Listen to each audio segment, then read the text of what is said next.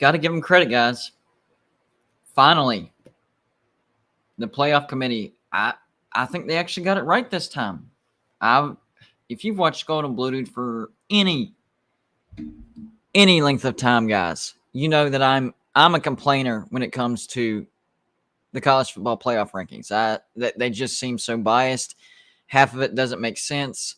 The whole LSU fiasco thing was annoying. I think they did good with these new rankings. I really do. And there's one disagreement that I see that I think a lot of people would disagree with is Alabama above Tennessee. And that's why the title of this video, I said Ohio State and Alabama still have a chance to get to the playoffs, because they have Alabama ranked above Tennessee. I think that Tennessee should be ranked above Alabama because they both had the same record, and Tennessee has the tiebreaker, excuse me.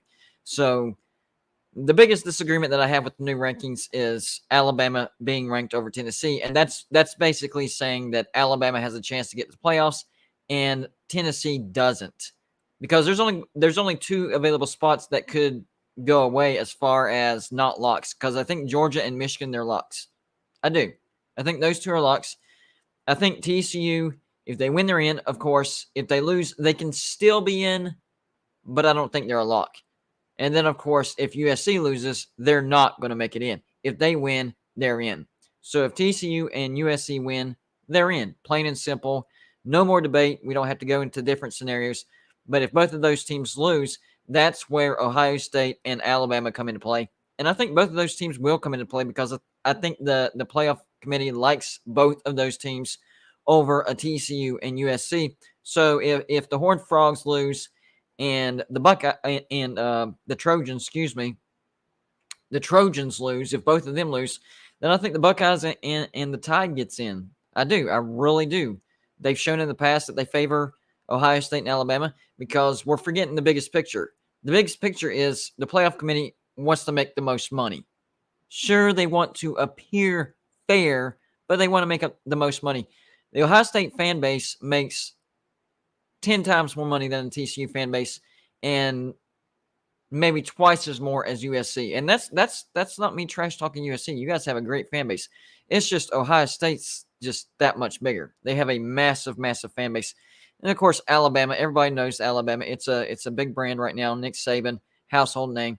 So if the playoff committee sees any type of crack, any type of window to where they can put in Ohio State and or Alabama, they're going to do it. They're going to do it. Just giving you all a warning. I've had a lot of people ask me why I haven't done a video on the new AD at West Virginia. It's because it's not a big deal. They went out and got an AD from North Texas. Neil Brown is going to stay another year. From what I'm hearing, the new AD will do an evaluation on the program. But as of right now, Neil Brown will be the head coach in 2023. Winston Wright Jr. is entering the transfer portal. A lot of players that were supposed to sign early for West Virginia are now postponing that. This is not looking good for West Virginia at all. I'm just going to be honest with you. I'm not going to sugarcoat it. It looks like West Virginia is throwing in the towel. I'm just being honest with you guys. It really looks like that West Virginia is okay with being just okay. And right now we're not even being okay. We're downright bad. So if they do good next year, fine, whatever. But I have zero expectations for next year. The fan base is down. The morale of the West Virginia fan base is at an all-time low. I've never seen it this low. So that's why I haven't done a video on the new AD at West Virginia. It's not that big of a deal, guys. It really isn't. I don't like the hire. I don't think we were aggressive. I don't think much is going to change. And now I'm at the point where, all right, I'll believe it when I see it. That's where I'm at. Anyways, appreciate everybody stopping by. If you haven't, please hit the like button. Those likes, I'm telling you, even if you don't like me, the likes help the video. Helps the video hit the YouTube algorithm. Gets it suggested more people see it, click on it, and it grows the audience. So you're not just helping me, you're also helping yourself because it grows the audience more trash talk. And I encourage trash talk.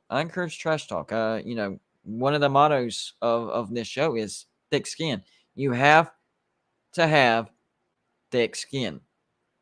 I see John saying that West Virginia finished strong with wins over Oklahoma State and Oklahoma. Yeah, you're also forgetting the shellacking we took by Iowa State and who was it? Kansas State. I mean, if those were back-to-back wins and we had been trending up, I would agree with you. But those wins were sprinkled in with some shellackings that we took as well. I mean, I'm surprised that we beat both Oklahoma schools, but that to me, that doesn't warrant Neil Brown staying at West Virginia for one more year. That it just doesn't. 5-7, that's the number. At the beginning of the year, I said I'm okay with 7-5 if we've seen a lot of improvement. 5-7, no, that's not even close. I am not going to bend on that. I am not okay with 5-7. 6-6, I wouldn't have been okay with. 7-5 was the minimum, and I'm sticking with it. I am not going to go lower than 7-5. That was, it was flat out ridiculous, and there were so many moments where West Virginia could have grabbed a win, but because of coaching decisions, couldn't do it. And the first one, it started with the backyard ball in that 4th and inches. We go for it. West Virginia gets the first down. If West Virginia, and even Pitt fans, you know it's true. West Virginia goes for it on 4th and inches. They get that first down. That doesn't guarantee that West Virginia wins, but it's looking really, really bad for Pitt because West Virginia can milk some more clock and at least get within field goal range. And now Pitt's looking at a 10-point deficit with around 3 to 4 minutes left instead of a 7-point deficit with 7-8 minutes left. So, yes, that was a game changer. And there was so many other decisions, questionable calls, not playing Garrett Green more than he did, and sporadically not running the right offense with him sometimes. It's baffling. I will say this. What I did hear is there's going to be a lot of coaching changes in the offseason. That's one of the stipulations as far as Neil Brown keeping his job. So keep an eye out for the defense, especially. Look for a lot of people to be fired or let go at West Virginia on the defensive side of the ball when it comes to coaching. And we'll see if we can get somebody that's, worth anything. Last year, we went out and got Graham Harrell on the offense. We've seen a lot of improvement on the offense, attracted some great athletes. But the defense was so bad that didn't make up for what we gained on offense. That was what was so depressing about this year. Our offense was better. We had a 3-game stretch where it looked really, really bad, but it was because of the entirety of the season. And JT Daniels, I'll be honest with you, I don't think JT Daniels was used to losing that much and having that bad of a defense, and he started forcing balls and hoping, that he could take over games, and it just didn't work out. So, man, I feel bad for the dude. He wasn't a good fit at West Virginia. John Waffle H2P, thank you for the 99 super chat. Says, I tried to tell your fan base on Twitter that they made a mistake with the AD hire, but they turned and have been making personal attacks about me all day. Classy people. Well, you started a lot of that crap. I mean, let's be honest, dude. Now, I don't condone it. That's not me saying they should have done that or whatever. But, I mean, if you go out and start crap, that's what's going to happen. But what I will say is you are right about that. The AD hire is ridiculous. And if you went on Twitter and people are defending that AD hire, then they're idiots. They don't. I'm not saying that the AD hire was horrible, like worst decision ever. I just think we could have done better. I do. It seems like West Virginia's expectations and goals are, we'll see. He looks okay. Maybe he can. We're not reaching for the sky anymore. We're not reaching for the stars anymore. I don't. It doesn't matter. It doesn't matter. And it seems like the cries of the fan base is falling on deaf ears. That's what's really hurting West Virginia is the fan base. This is a diehard fan base for West Virginia. We support our team. But when we're not happy, we're going to let you know. And our unhappiness has fallen on deaf ears, and nothing is being done, and nothing's going to be done. And it's tiring, it's annoying, and it wears on you. I personally don't like the hire. I hope I'm wrong. I do. But it just seems like the past 2 years, me being optimistic has come back to bite me in the rear end. So I feel like I can't be optimistic anymore. I'm hoping that West Virginia proves me wrong. That's what I'm hoping for. I'm hoping they prove me wrong. But my cats, I'm telling you. Hold on, guys. They do this every time.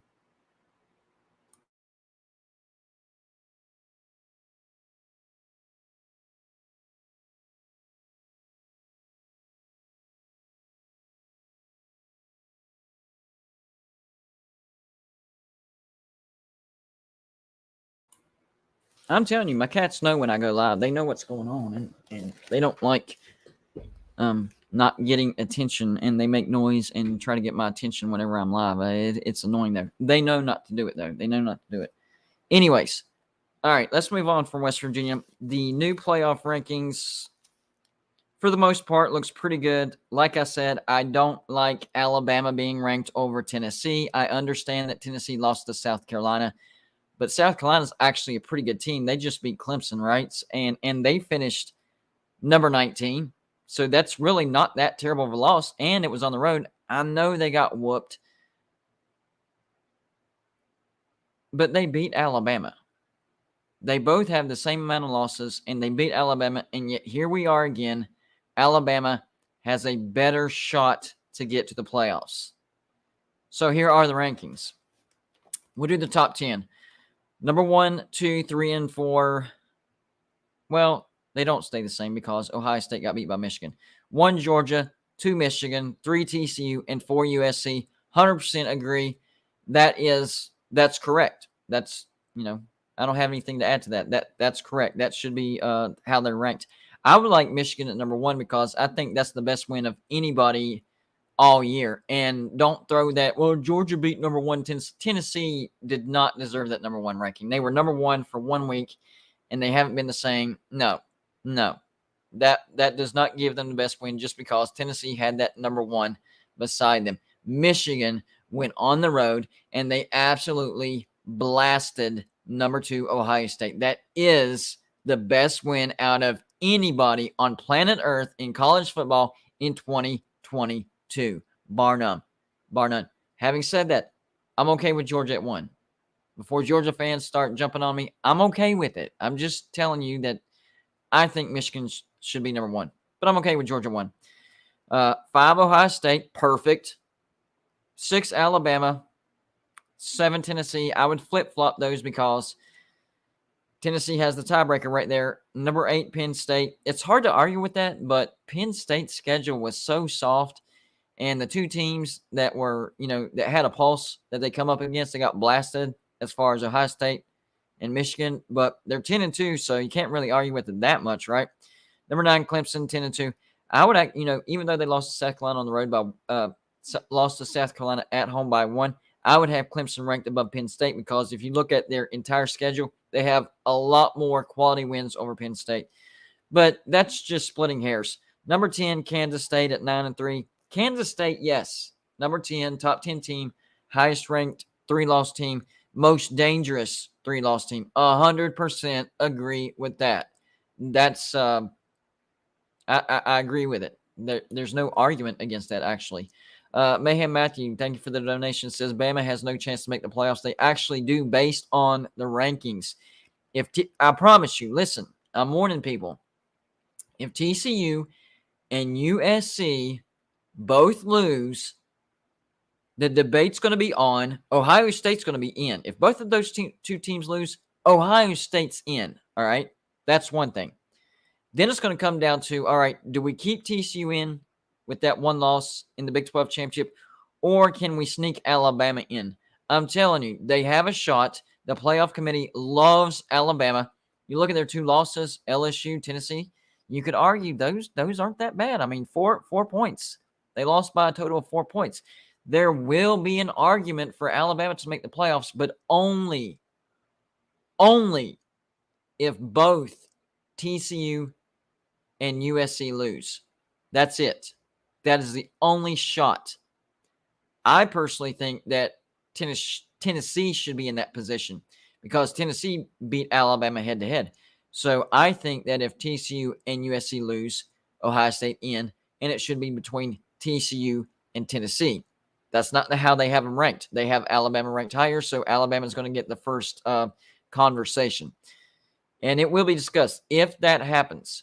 Now, they could still allow TCU in, and it's not a terrible loss depending on how much they get beat by. And they could argue, well, we did beat them in the regular season, and it's tough to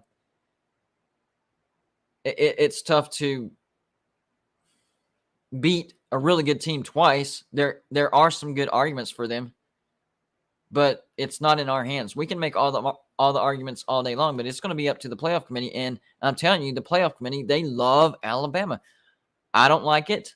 I don't think Alabama looks very good this year. I do not think Alabama's the number 6 team in the nation, not by a long shot, but I'm not the playoff committee. Joey says, get your question or statement read, super chat. Absolutely, man. We appreciate the support. That's the way to get it read and put on the screen. Mayhem Matthew says, I have a better chance to win $1 million. No, you do not. No, sir, you do not. No, you do not have a better chance of winning $1 million. Maybe a lower an odds thing, like picking the correct Super Bowl winner. I could go with that, but $1 million? Nah, no. I don't think so. I do think that if you break it down, I think the chances of TCU losing to Kansas State, not very high. I would give them 70% nods. So there's 30%, right? Not Ohio State, but USC. That's a 50-50 football game right there. So overall, I would say there's a 40% chance that both TCU and USC lose. That's not terrible odds. It's not great odds, but it's not impossible odds. I think the chances are there, and Alabama is going to be waiting there. Don't get me wrong, guys. Ohio State's going to be first in line. First in line. One of those teams lose, Ohio State's in. Go by the rankings, guys. One of those teams lose, even if it's USC, because the argument's going to be TCU. Because here's going to be the argument. If TCU loses, the argument between TCU and Ohio State. TCU is a one-loss non-conference champion. Their only loss was Kansas State. Ohio State, they'll be a one-loss conference champion. Their only loss was to Michigan. Oh, telling you. Now, if USC loses, Ohio State's in. A one-loss Ohio State gets in over a two-loss non-champion USC. Bottom line. Easy peasy. That's the easiest path for Ohio State. But they could also make it with a TCU loss. And that's where Alabama comes into play. But Alabama has to have TCU look bad against Kansas State, and they need USC to lose. There's no way around it. Alabama needs USC to lose. But the second thing is they need TCU to look bad. For them to jump in the argument, they need TCU to look bad. So it's not a good chance, but the chance is there. And the fact that they're Alabama and the fact that the playoff committee loves them kind of, bumps it up higher. If we were talking about a Washington or let's see here, a Utah, playoff committee doesn't love Utah. A UCLA, two-loss UCLA, no, not even close. So the fact that they're Alabama, that carries some clout with them. Do I agree with that? Absolutely not. But this is the world that we live in, guys. This is the world that we live in. What about the championship matchups? Does anybody like any of these upsets? Mayhem Matthew says WU has a better chance to make the playoffs than Bama. That's just insane, dude. That's West Virginia's not even going to make a bowl. Like we're that bad. Anyways, let's talk about the conference championships. Does anybody like the upset in the top 6 conference championships? Talking about the AAC, the ACC, the Pac-12, the Big 12, the Big 10, and the SEC. Starting with the AAC. Remember, this is still an important game. Even though it's a Group of 5 championship, it's still important because the winner of this game gets a New Year's 6 bowl bid. And it's going to be number 22 UCF against number 18 Tulane. And remember, UCF has already beaten Tulane. And I think, let me double check this. I think they actually beat them on the road, if I'm not mistaken. That actually kind of surprised me. All right, let me check scores here. There's UCF. They went on the road and beat Tulane. So you can't use the argument, well, that was a home game for UCF. No, it wasn't. That was a true road game. And they went on the road and they beat Tulane. So UCF could beat Tulane and get that New Year's 6 bowl bid. The winner of this game, who are they going to be matched up with, and could they give them trouble? Let's go through the list real quick. Let's leave out the top 4 for argument's sake. Could they be matched up with Ohio State? No, not going to happen. Alabama? No, not going to happen. What about Tennessee? Now the likelihood is getting better, but probably not. Penn State? Maybe, not sure. I think it's once you get down to Clemson, Kansas State, Utah, possibly Washington. I really like that Washington matchup. I think we could be, and I know Washington didn't even make the Pac-12 championship, but if USC beats Utah, that would give Utah 4 losses, and it would give them 3 losses in the Pac-12, and Washington would jump them in the rankings for the final Pac-12. And that's how Washington can make a New Year's 6 bowl. I would like to see UCF and Washington. I just don't think UCF and really anybody else would match up well as far as a New Year's 6 bowl. Justin R., thank you for the $5 donation. Says Breaking the Rose Bowl says that it's willing to be flexible by not playing on New Year's Day. Now the 12-team playoff will start in 2024. So we already knew that the playoffs were going to start sooner rather than later, and probably in 2024. But the Rose Bowl, and this is an ironclad tradition. So for the Rose Bowl to say that it's willing to be flexible and not play on New Year's Day, that's a big deal, guys. That's huge. That's going to be a broken tradition. It's going to make some of these old timers cry. That's how solid and historical the Rose Bowl on New Year's Day is. There's going to be some older generation people that's going to cry when that happens. But I will say this. We're in a time where it's very apparent that everybody's having to adjust, everybody's having to adapt. And I think the Rose Bowl was kind of the last one to fit the mold. And I know a lot of people are not going to be happy about this. You're going to have a lot of people, bashing them on Twitter or whatever. But ultimately, this is the right decision. You can't stay the same forever. I understand tradition, and the Rose Bowl is still going to be a great bowl. It's still going to be, something to watch. The granddaddy of them all, oldest bowl in the nation. There's still a lot of tradition in there. The Tournament of Roses parade, a lot of great stuff that goes with the Rose Bowl. It's just this one thing needed to happen. This needed to happen because change is happening, and the playoffs will be expanded to 12 teams, and that really helps for the Rose Bowl to be included in the playoff rotation, because that's the big thing. The Rose Bowl wants to still be included with the playoff rotation because the Rose Bowl doesn't have the clout that it once did when it's not in the playoffs. The clout that it once had was Pac-12 or Pac-10 back in the day and the Big Ten champs. This is the granddaddy of them all. Winner either has a chance of the national championship or a share of the national championship. These days, if you make the Rose Bowl and it's not in the playoffs, I made a New Year's 6 bowl, pretty good year. But beyond that, nothing really to brag about. Right decision, but whether you agree with it or not, this was the right decision by the Rose Bowl.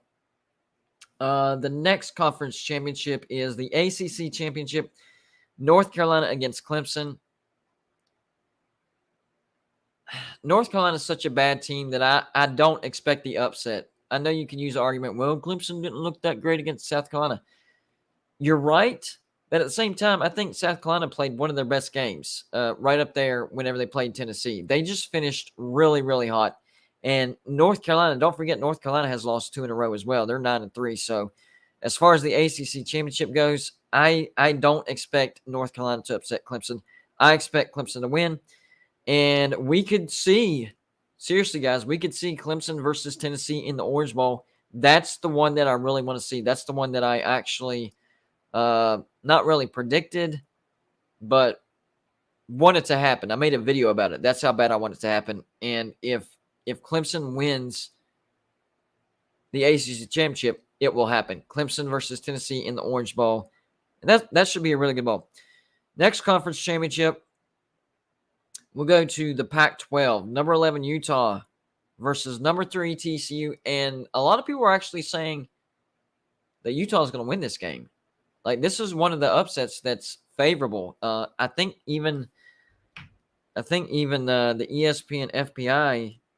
Let me check it and double check. I think the FPI by ESPN. Yeah, it's still favoring Utah, 61.2%. Utah. So this is now on the line on the money line. USC is favored by 2.5. So technically, USC is the favorite.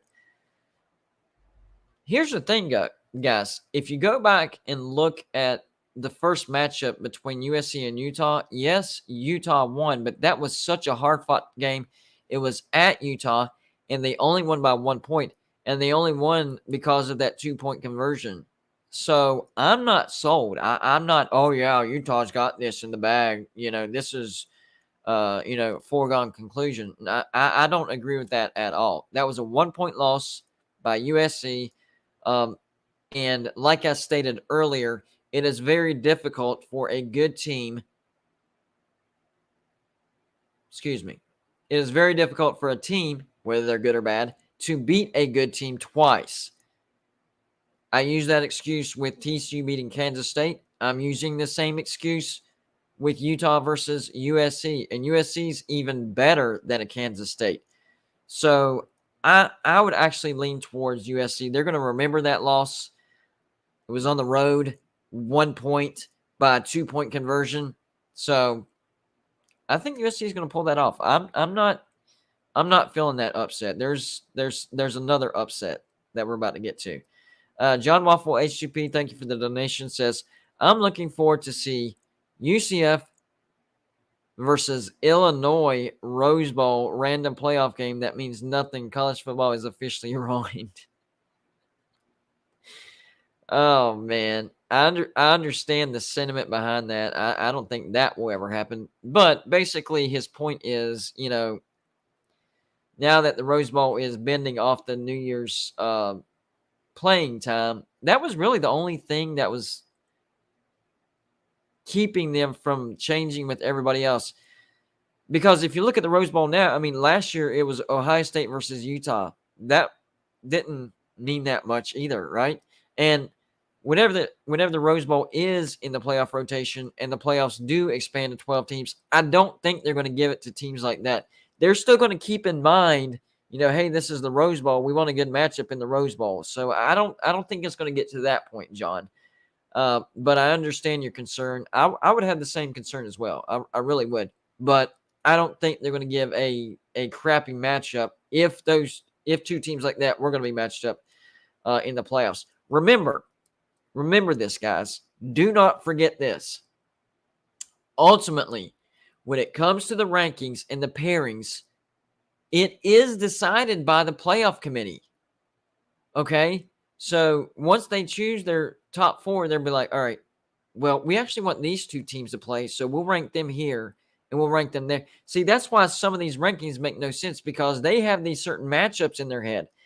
So, for the Rose Bowl, they're going to be like, all right, we want the Rose Bowl for these 2 teams, so we'll rank them here and here, and we'll say that the Rose Bowl will be the, 7-10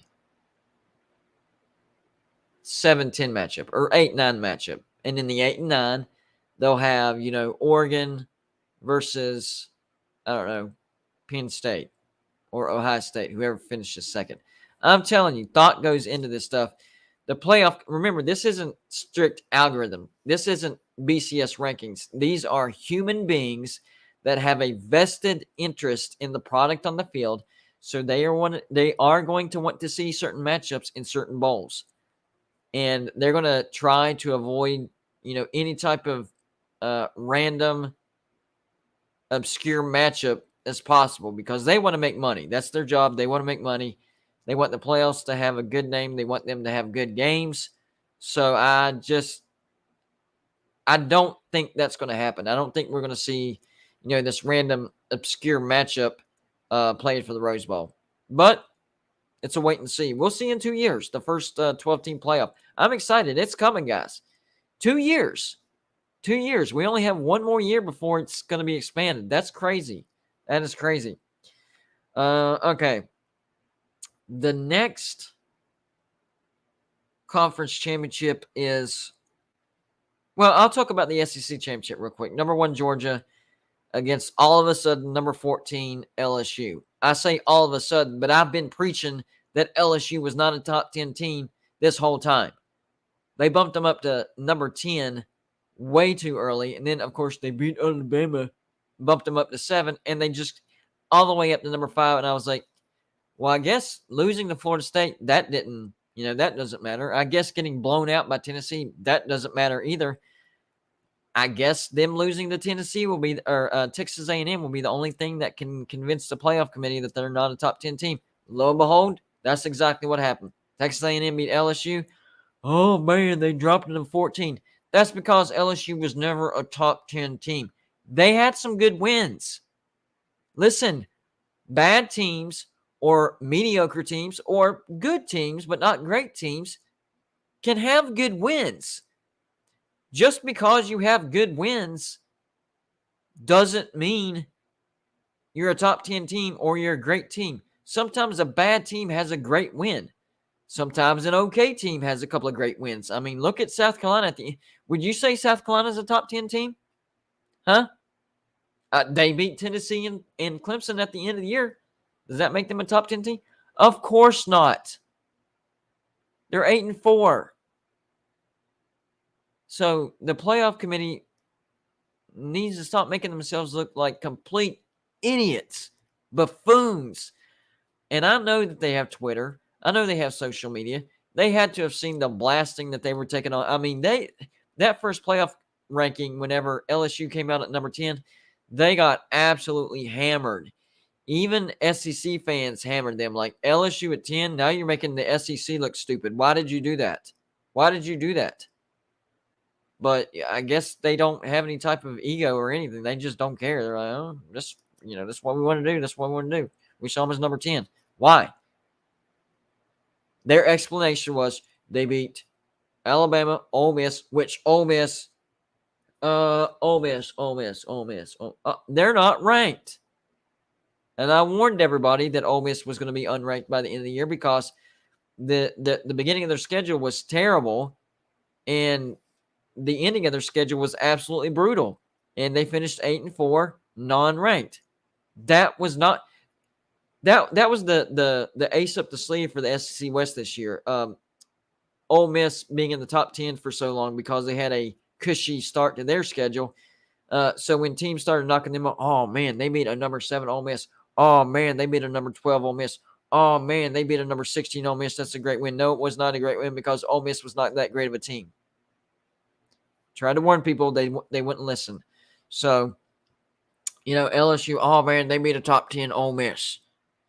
Oh man, they beat mighty Alabama by 1 point in overtime. The same Alabama that got beat by Tennessee and the same Alabama that struggled with Texas A&M. But oh man, that makes them a top 10 team. Didn't they get blown out by Tennessee? No, shh. No, shh. Don't tell them that. We're hoping they forgot. Playoff committee, guys, when are you going to learn your lesson? Georgia, no chance of LSU upsetting Georgia. I think Georgia beats them by at least 3 touchdowns. On to, let's talk about the Big Ten championship. I'm hearing a lot of people thinking that Purdue could upset Michigan. I really have to think about that. I mean, Purdue did give Penn State some decent competition at the beginning of the year. Penn State still prevailed. Penn State's a 10-win team.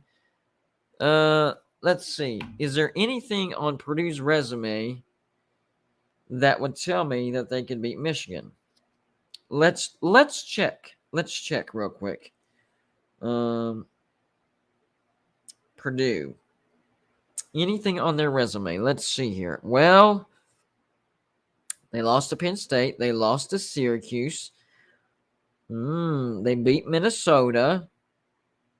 Lost to Wisconsin and Iowa. That's beat Illinois.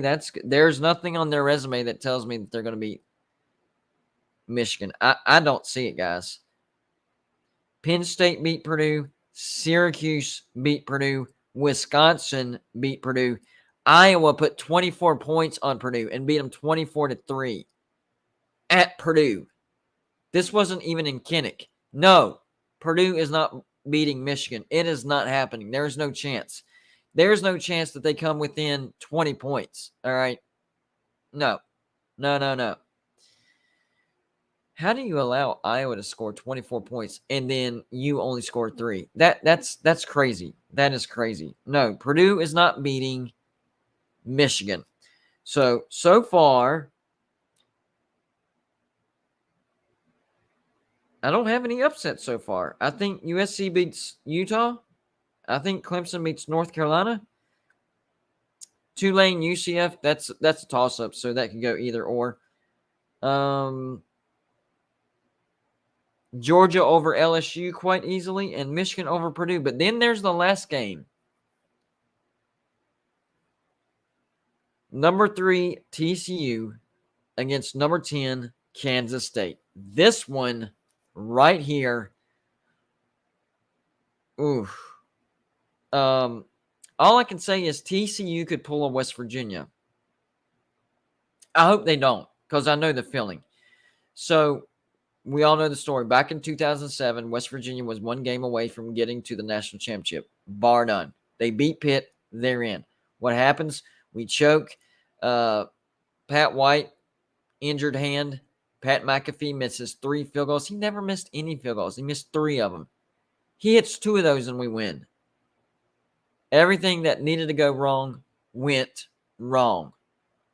I mean, it looked like there was literally somebody messing with our team. It looked like somebody put drugs, in the Gatorade or something. That's how bad it was. But the point is, we were on the precipice. We win that game and we're in. TCU is right there. TCU beats Kansas State, they're in. But if they lose to Kansas State, I really think the playoff committee will put Ohio State in over TCU. In fact, I will go on to say this. If TCU does lose to Kansas State, they actually need USC to lose. Because if USC loses, I think that gives the argument of TCU staying in the playoffs. Then it's between TCU and Alabama. I still don't like that conversation because the playoff committee is going to like Alabama, but at least USC losing, that opens up that spot. So, it's if they lose, it would really help them if USC lost as well. And then it would be a conversation between them and Alabama. I would still choose TCU.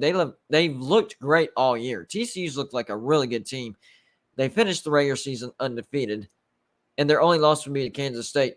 And you're arguing with an Alabama who went 10-2, didn't look good, lost to LSU and Tennessee, struggled against Texas A&M and a couple of other teams. They just don't look like a playoff team. I would still put in TCU. But I'm telling you guys, I know the playoff committee. I know how they think. I've seen it too many times.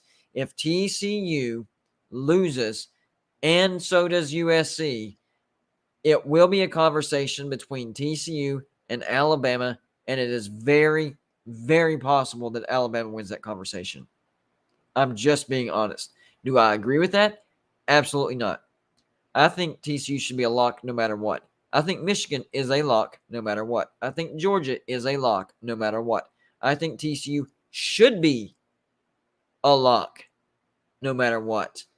But the playoff committee has shown time and time again that they do not look favorable upon TCU. I don't agree with it. I don't like it.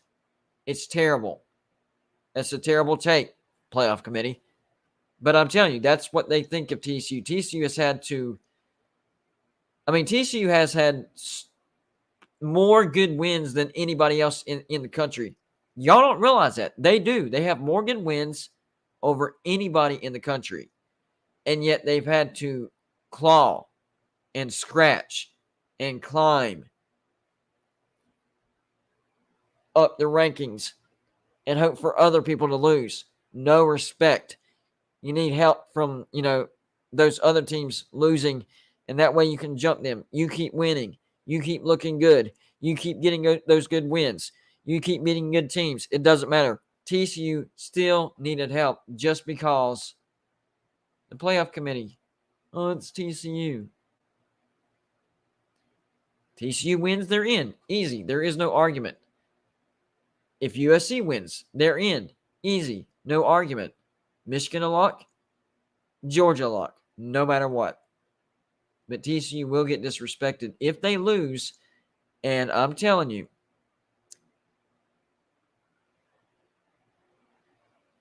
even if USC doesn't lose, it could be an argument between TCU and Ohio State. And they could put in Ohio State over TCU. I'm warning TCU fans right now. Just win this game. That's all I'm saying. Just win this game. Don't leave any type of doubt. The problem is Kansas State is a really good team right now. They're playing at a really high level. You do have the fact that Adrian Martinez still isn't good to go, but they were still beating you with their second string the last game. Whenever the second string went down and they went to their third string, that's when TCU mounted their comeback and beat Kansas State. So my only concern is they do have a good quarterback in Howard. He's a really good quarterback. Deuce Vaughn is one of the best running backs in the nation. And Kansas State, y'all aren't going to like me for this one. Kansas State has the better defense. That's just facts. That doesn't mean they're the better team, not by a long shot, but they do have the better defense. That's facts. So that's not to say that TCU's defense hasn't gotten better. It has. It's gotten much better. TCU's defense has improved over the year. They went from allowing around 28 to 29 points a game to now they're allowing just under 25 points per game.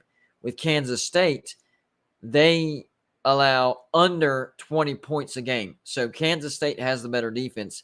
TCU's offense just needs to play their A game and needs to put points up. Put points up, put points up, put points up. Because that Kansas State offense, they're going to be able to score.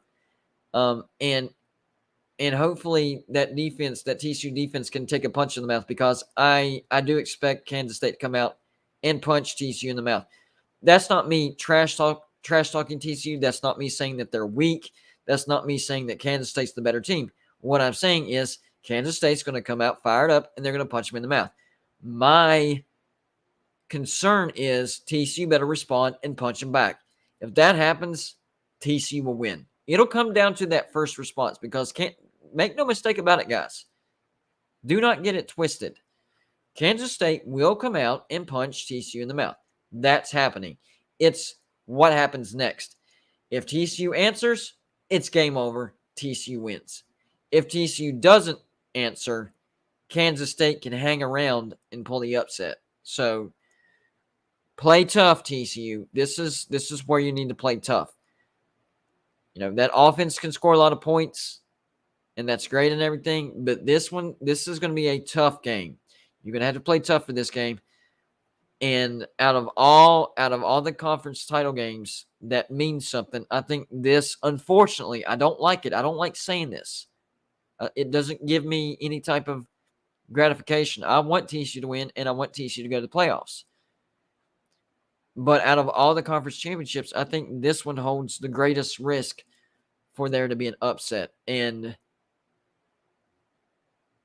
I think TCU should be a lock no matter what, based on, Ohio State didn't even make the conference championship, right?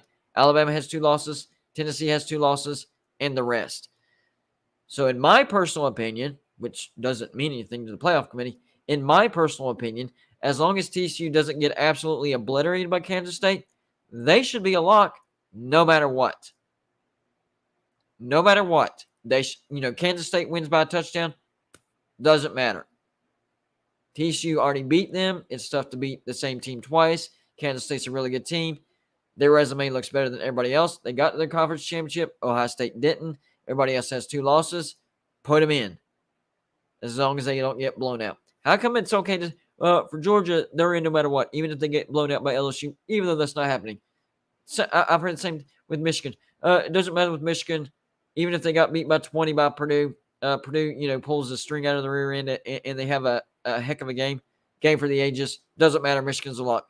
But for TCU, that's a different story. If TCU gets blown out, then, Ohio State should get in. It's all because of the branding. So, I'm pulling for you, TCU. I really am. There's been some – every year when we do our preseason predictions as YouTube personalities, you get some right, you get some wrong. The team that I got the most wrong this year was TCU, and it's not even close. I thought TCU firing Gary Patterson, and remember, Gary Patterson had been over there over 20 years. So my mentality was, Gary Patterson's gone. Gary Patterson had a rough 4 years before he left, so it looked like the program was starting to fall apart. In comes Sonny Dykes. Identity crisis, tough schedule, Big 12 is going to be good.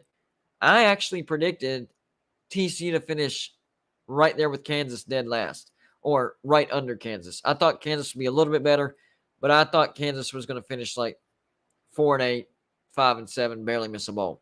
Kansas got to a bowl, 6-6. But TCU, I cannot say that I was more wrong on any other team. TCU, I was the most wrong about TCU, more than anybody, more than even West Virginia. And I predicted West Virginia to go 9-3. We finished 5-7. I was wrong about West Virginia, but I was more wrong about TCU. Now, having said that, people don't like to talk about the things that I was right about. I predicted South Carolina to have a big bounce back year this year. I thought they would finish second in the SEC East. They end up finishing third, so that didn't surprise me. Washington. I predicted Washington to have a 10-win season. Now, I also predicted Washington to make the Pac-12 championship. That didn't happen because of tiebreaker scenario with Utah, but still, 10-win season. UCLA. I predicted UCLA to have a 10-win season. Sitting there with 9 wins. So I hit that one as well. Penn State. I predicted James Franklin to have a big bounce back year and be in the conversation in the Big Ten championship with 10 wins. 10-2. Nailed it. So there was a few. And Michigan State. I warned Michigan State fans that they were going to miss a bowl this year because it was way too obvious, people.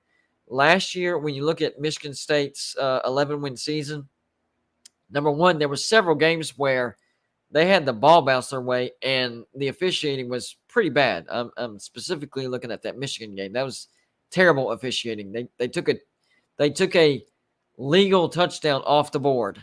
I'll never forget that. I was like, wow, that is ridiculous. But on top of that, Michigan State had no defense last year. And I noticed every time Kenneth Walker, their star running back, did not play, they were terrible and they lost. I'm looking at that Purdue game and I'm looking at the Pitt game. What happened this year? Their defense was still bad. Kenneth Walker off to the NFL, they miss a bowl. That was an easy one to call right there. That doesn't mean that the Big Ten East was down. It just means that Michigan State was predictably much worse this year. Maryland kind of made up some of that. Remember, Maryland was a good team too. Not as good as Michigan State was last year. but Penn State took Michigan State's spot. That's what it was. Penn State was kind of like Maryland is this year. So how Maryland is this year, 7-5-ish, that's how Penn State was last year. Michigan State, double-digit win. Penn State, double-digit win. So actually, the Big Ten East didn't take a step back at all. It's still pretty good. It's just Penn State, Michigan State, and Maryland kind of switched spots. They switched spots. So, no, they were not much. Big Ten West, train wreck. I don't know what they – I mean, Wisconsin going out and getting Luke Fickell and Nebraska getting Matt Rule, that's going to help. But besides that, I don't know. And it's weird because they have some blue bloods over there. But anyways, final predictions before we get out of here, guys. We'll start with the AAC championship. I do think that Tulane gets their revenge. I'm going with, it's difficult to be a good team twice. So I'm going to take Tulane. I'm going to say Tulane beats UCF 31-28. It'll be a close game, but I'm taking Tulane. Next game, ACC championship. I don't think this is going to be close. I really don't. North Carolina is not a very good team, especially on defense. They are going to score some points, so it's going to be higher scoring. Clemson's still going to be mad about the South Carolina loss. They want to get New Year's Six Bowl. I'm taking Clemson over North Carolina, 42-31. Next, let's go to SEC championship. Georgia versus LSU. This is going to be a mud stomping. I'm going to take Georgia over LSU, 45-20, and it's never in doubt. The next game, Big Ten championship, Michigan, Purdue. A lot of people think that Purdue is going to upset Michigan. Absolutely not. It's not going to happen. There's a 0% chance of that happening. Michigan will absolutely splatter Purdue all over the field. I'm taking Michigan over Purdue, 38-17. Last two games are going to be a little bit tighter. I do think that USC gets their revenge over Utah in an upset, I guess, even though they're 2.5-point favorite. The FPI favors USC. Once again, it's tough to beat a good team twice. USC, this is for a playoff berth, and I think they get it. I do think USC beats Utah by a final score of 38-31, and then finally TCU and Kansas State. I'm sorry, TCU fans. I want to take TCU, but I just have this gut feeling. I have to take Kansas State. I think their running game is going to be too good. I think their defense, you don't remember, just how good that defense was when you played them the first time, but it's a really good defense, probably the best defense. And you beat them the first time, but Kansas State was down to its third quarterback. They still don't have Adrian Martinez, but Will Howard, he's a pretty good quarterback. And unfortunately, TCU does pick up their first loss.